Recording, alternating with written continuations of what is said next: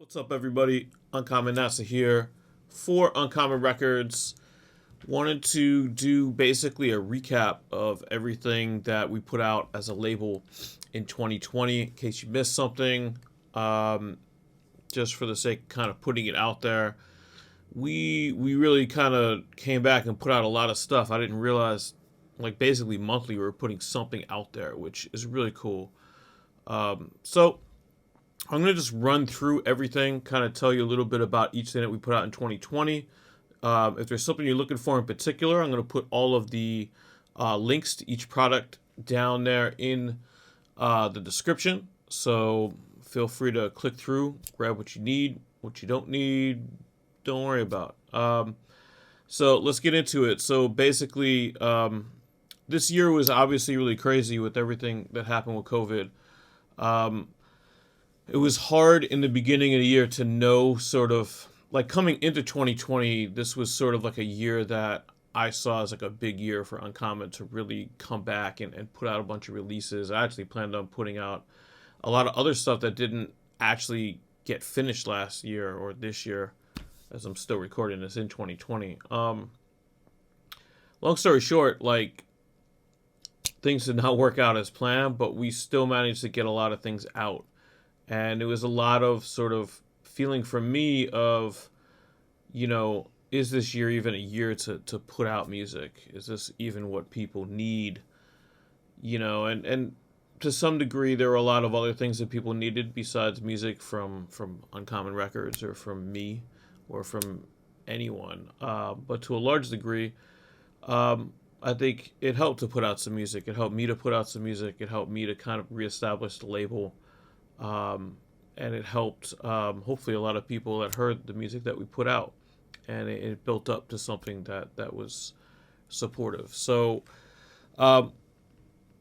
starting in February, I guess these were sort of like planned out before COVID really took hold in the States and really even largely anywhere else. Was something I noticed, I guess, late last year, late 2019, was I had never actually put out the instrumentals to Autonomy music or to Chekhov's Gun. And so in February, about a year after its release, I put out the instrumentals for Chekhov's Gun. So Chekhov's Gun was an album that I produced for Last Sons. That's Duke 01 and Furious P. They are from Nottingham, England. And, we put together a really dope album.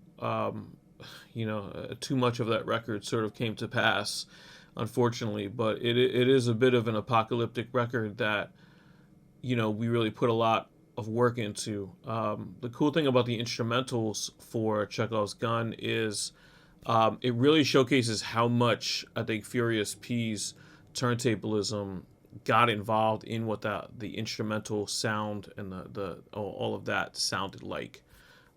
In the original record, because in the instrumentals it's really just what I contributed. There's I think Morphine, I left his cuts in because they really became the main bass line of the beat, but everything else I took out just to kind of show that separation and to some degree it's like giving him a lot of props by the subtraction of him on the instrumentals. Sounds bullshitty, but that's actually really the case. If you listen to one and the other, you can hear how much he was a part of not just the instrumental, but also like sort of like the vocal part, key component. So that came out early on. We basically cropped like a highlight of He Jumped Mars and Infected by Design's work. They collaborated on a piece when I played out in that was Manchester with the Last Sons guys, and then we ended up using that for the cover from a show that we did together. So a little highlight of that. After that, a month later, put out the Autonomy music instrumentals, which Autonomy music was me and Short Fuse. That record came out in 2016. So it was a long time coming for those instrumentals to be out there. And they're pretty much straightforward by comparison.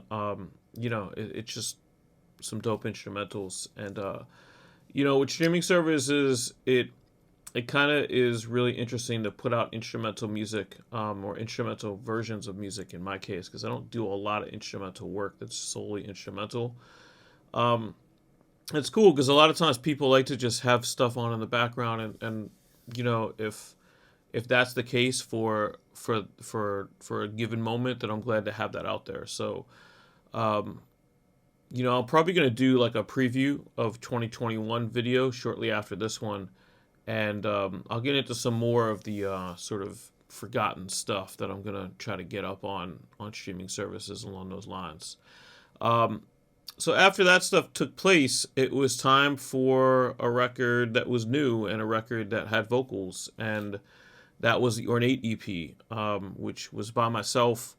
Um, you know, it's an Uncommon NASA release. The entire project is 4 songs, and they were all produced by Lyle Horowitz.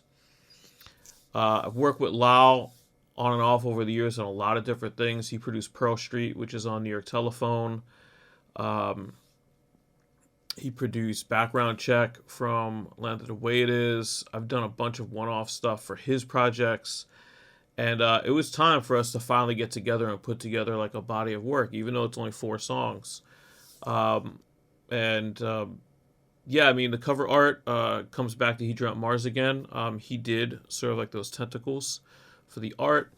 That was just a simple picture that I took for for Christmas the year before. Actually, I'm randomly wearing that today, but you know, I just was chilling and relaxed and took a dope picture that ended up sort of like conceptualizing what I wanted to say with Ornate, and get He Dreamt Mars involved in it. Of course, like all of our art, DJ Jazz Pants put together the final graphics and layout. That's true of everything that you'll see today. So special shout out to DJ Jazz Pants for that, as always. And Ornate featured 4 songs, like I said. You know, Word Sung probably was the most singly of the 4 songs. A Walk on East 11th Street was probably one of the more visual songs on it, and I really enjoyed doing all 4 of them. You know, the kind of stuff that I end up writing with Lau is usually poetic. I usually go with a straight poetry style when I'm working with Lau, and I think that showed on this EP. And glad to have it out there.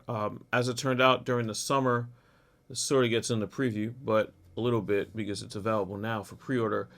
During the course of the summer, a label from Europe reached out, A Night on a Canopy, who put out tons of really cool releases over the years, from American artists and artists from all over the world. And they wanted to put out a vinyl version of Ornate. And so I put together basically a reprise of A Walk on East 11th Street. I remixed it myself, and then I redropped the vocals.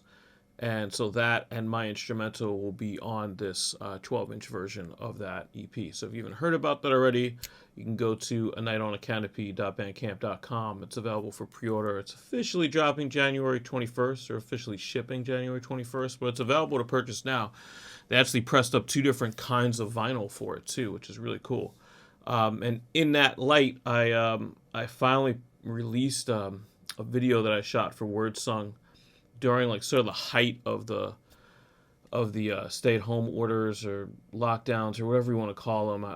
You know, it's hard to even remember what what real restrictions we had or what realistic steps we took as New Yorkers. I certainly was home for long stretches. I mean, I didn't see the outside. Even now, I don't really go out unless I really have to, until hopefully this all gets under control. But shot Word Sung, you know, in the beginning of my sort of ramen hobby that I got into while I was home alone, working from home for hours a day.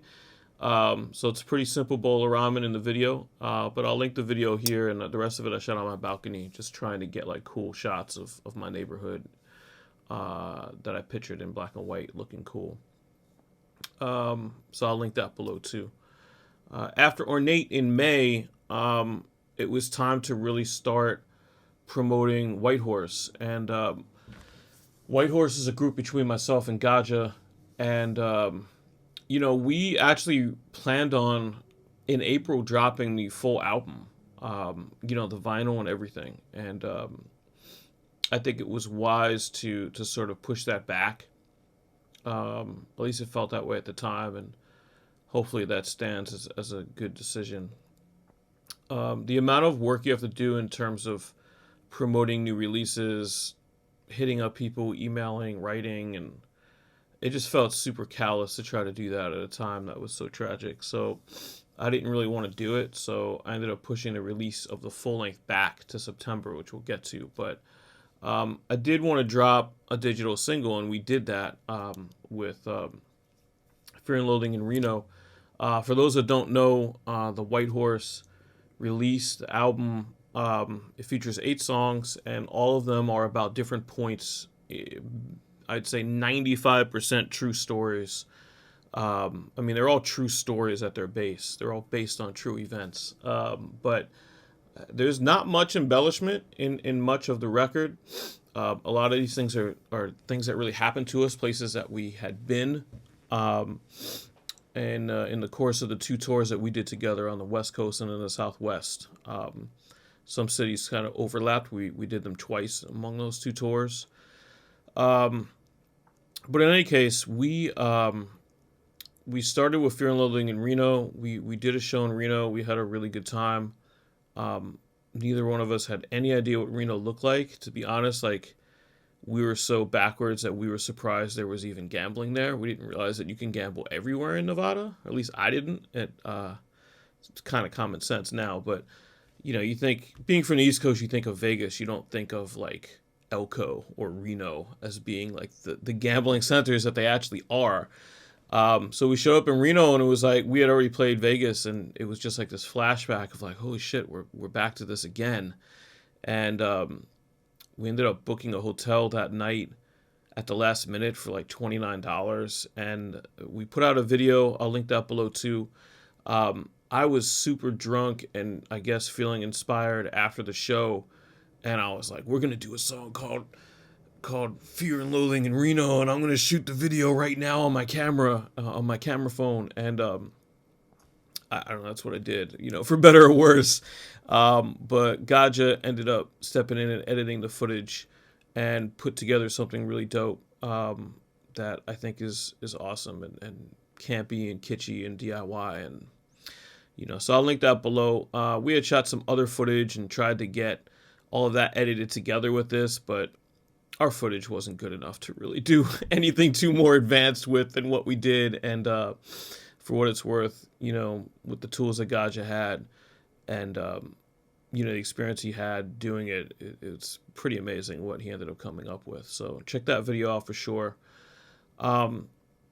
Knowing at that point, well, I should say the Fear and Loathing in Reno single is a digital single, and it has a remix on the B-side of it, and that remix is by Cave Mammoth, and that came out amazing. We really tried with White Horse to get remixes and get original production that all sort of fit the mold of like synthesized, heavy, you know, funky, dirty kind of vibes. And that's really what we were going for, and I think that's ultimately what we ended up getting with the whole thing. So yeah, after Fear and Loathing in Reno, we knew that we were going to put out some more singles to keep promoting the album, but I also had another group going on that was just starting with Short Fuse. So it was time to put out something from Guillotine Crowns and get that name popping too. So at that point in July, we put out The First Stand, which is a collection of work that me and Short Fuse have done together, where both of us are on the mic. So that's now what we're doing. In previous work, you know, Short Fuse and NASA, Short Fuse and Uncommon NASA, it was really me as the producer, him as the MC, and then I would step in, you know, 2, 3, maybe even 4 songs an album, and jump on the mic with him. And so what we did now is we formed a group where both of us are rhyming the entire time. I'm still producing the entire thing. And that album is coming to fruition. I'll get into that in the preview video after this. But basically, First Stand is a collection of the work that we did at Short Fuse and NASA, but where we're both on the mic, and it's combined with a couple of new tracks. And so that's available on CD. We did CDs of that with original artwork. It has our new like fucking badass tough guy logo on it, and it's got art and layout by Jazz Pants. Um, I honestly I forgot the name of the gentleman. One of Sure Fuse's homies did the logo for us in terms of like actually drawing it. I believe his name was Hector, but um, I'll try to link the correct the correct link to the person that did the logo in the description. But it's amazing, I mean, it represents what we wanted to represent, and I can't wait until the whole album comes out. But for now, go and check it out. We also put out a T-shirt this year with the logo on it. It's probably one of the first. If you look, if you're really observant of our T-shirts, it's probably one of the first full color T-shirts that we've ever done at Uncommon Records. Usually I'll do like a color shirt and then like a one color print. And because of the combination of the print and the shirt, it's not like obvious that it's a cost cutting measure. But this shirt came out really dope. And what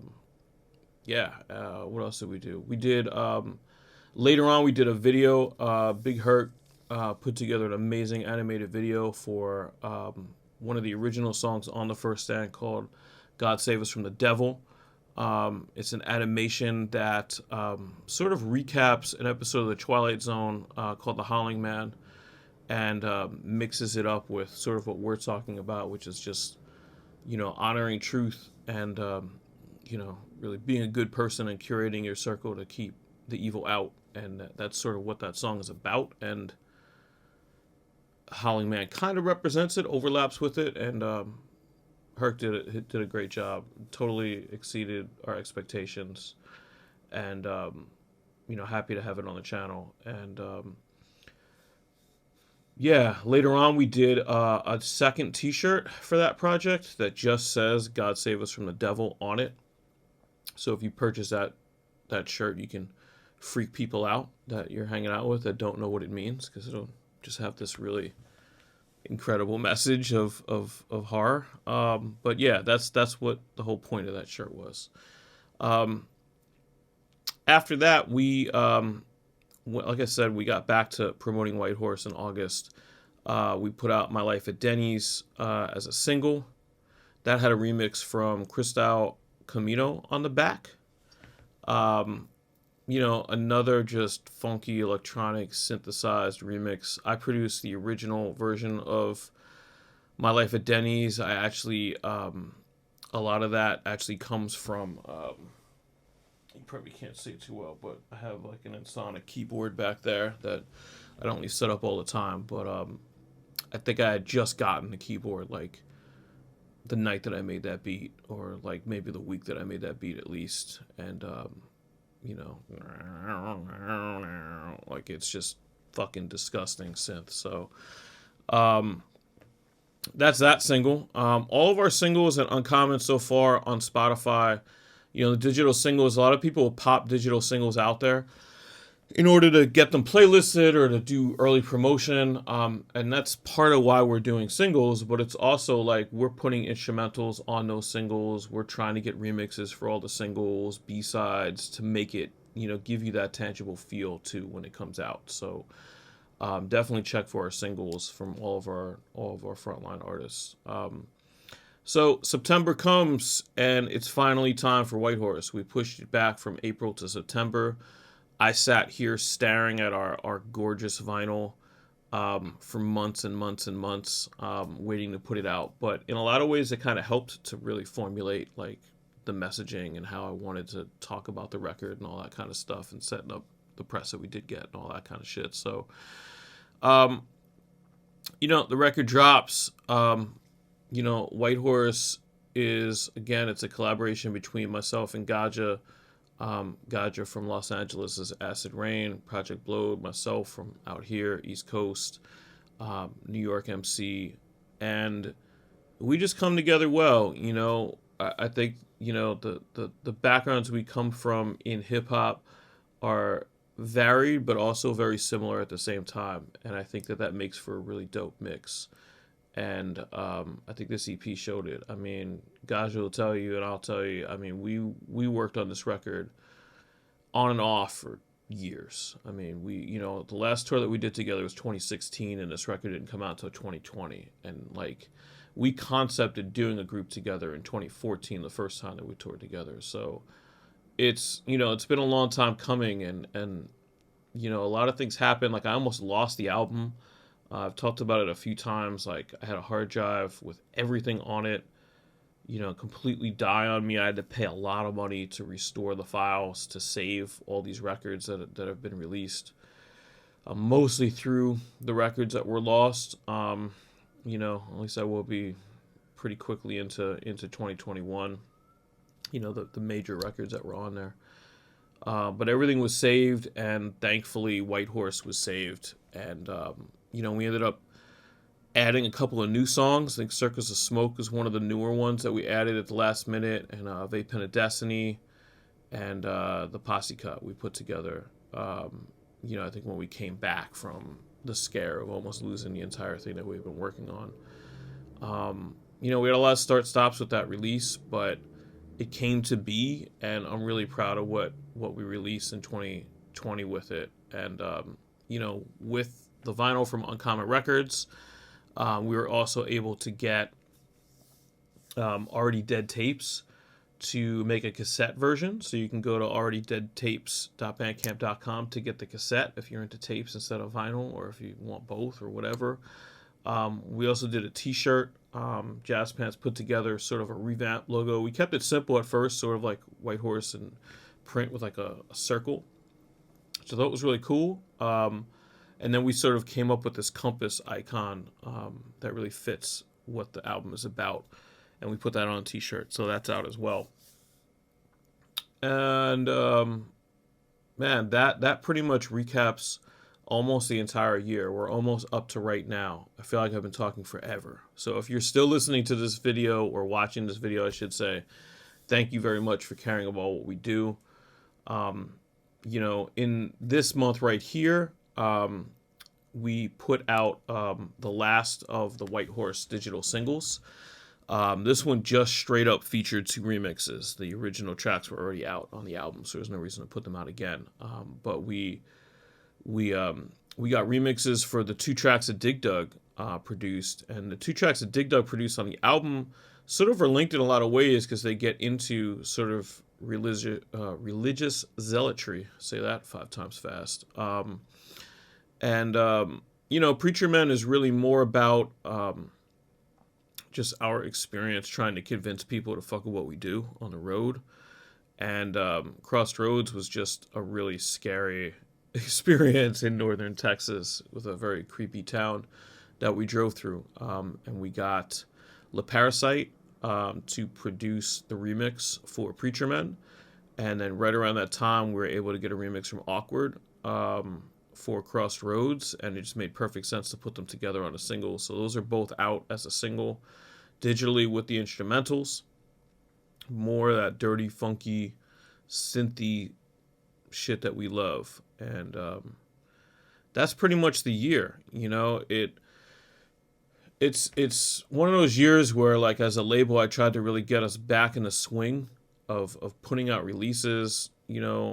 I should say that, like, part of, like, explaining the label is better done if you check out, I built out an Uncommon Records section of uncommonnasa.com, and I decided this year that I really wanted to make sure that our story as a label, all of our artists that we've had, past, present, and future, will have a place for their story to be told correctly and accurately.